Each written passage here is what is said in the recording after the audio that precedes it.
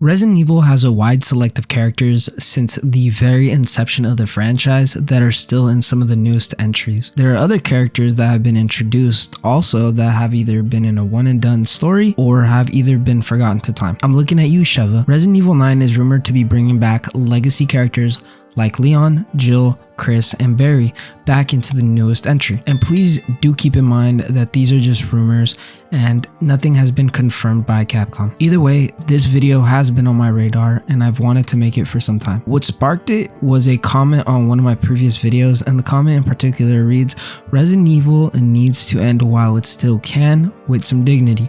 It has gone on too long and the original cast is getting old.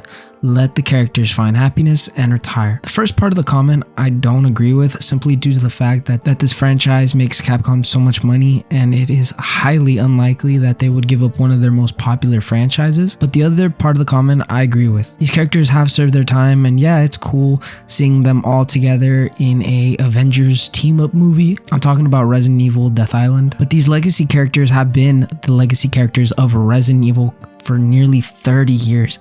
I think it's time to bring in a new roster of characters. And my entire issue with Resident Evil as a whole nowadays is that the games aren't scary.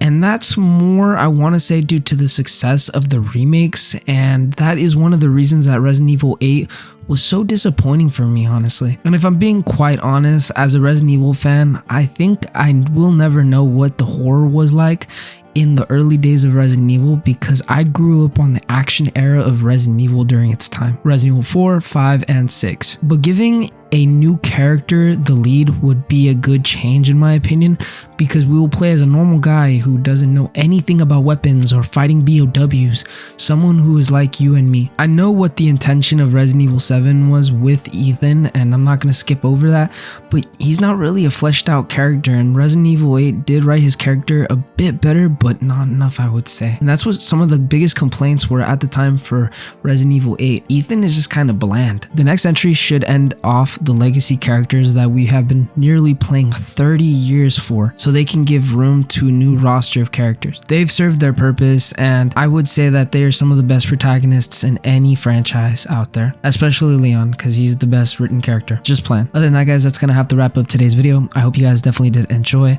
It was just a short little commentary. I didn't really want to make another Resident Evil leak video because there's quite a lot of things coming out, but I think my video might be coming out on that, because there's something I do want to talk about that is kind of being skimmed over, and I kind of wanted to bring more light on it. So I'm going to be making a video on that very soon. But other than that, guys, I'll catch you guys in my next video. Peace out.